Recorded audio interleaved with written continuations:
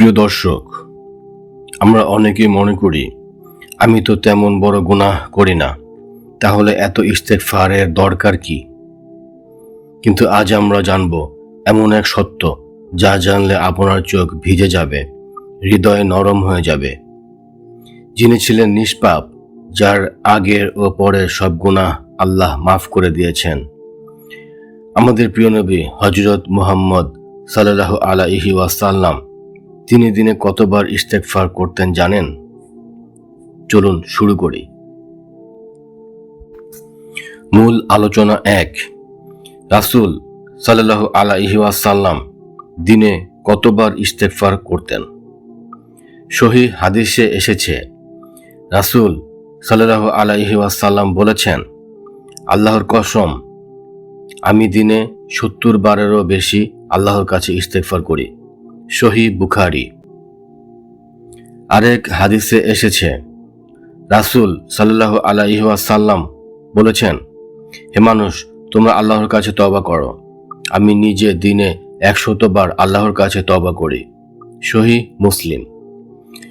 ভাবুন একবার, যার কোনো গুনাহ নেই, তিনি দিনে 70 থেকে 100 বার ইস্তেগফার করতেন।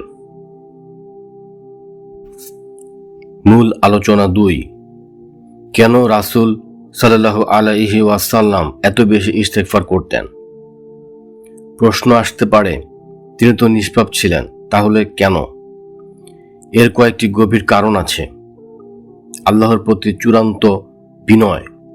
রাসূল সাল্লাল্লাহু আলাইহি ওয়াসাল্লাম আমাদের শেখাতে চেয়েছেন, যত বড় হোক, যত পবিত্র হোক, আল্লাহর সামনে সবাই বান্দা। উম্মতের জন্য শিক্ষা। তিনি রাসূল সাল্লাল্লাহু আলাইহি ওয়াসাল্লাম বোঝাতে চেয়েছেন, আমরা যেন কখনো গুনাহকে ছোট মনে না করি। ইবাদতের মধ্যেও ত্রুটি থাকে। আমরা যে নামাজ পড়ি, দোয়া করি, সব কিছুতেই অজান্তে ভুল হয়। ইস্তেগফার সেই ভুল ঢেকে দেয়। মূল আলোচনা 3। আমরা কেন ইস্তেগফার করি না?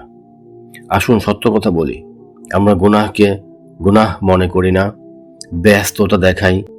শয়তান বলে পরে করব, কিন্তু মৃত্যু কি বলে দেবে তুমি ফ্রি হলে আমি আসব? মূল আলোচনা 4। ইস্তেগফারের দুনিয়াবি উপকারিতা। ইস্তেগফার শুধু আখিরাতের জন্য না, দুনিয়াতেও এর অলৌকিক প্রভাব আছে। রিজিক বৃদ্ধি, দুশ্চিন্তা দূর, বিপদ থেকে হেফাজত, অন্তরের প্রশান্তি, গুনাহ মাফ। আল্লাহ কুরআনে বলেন, তোমরা তোমাদের রবের কাছে ক্ষমা চাও, তিনি তোমাদের উপর আসমান থেকে বৃষ্টি বর্ষণ করবেন। সূরা নূহ। মূল আলোচনা 5। আমরা দিনে কতবার ইস্তেগফার করব?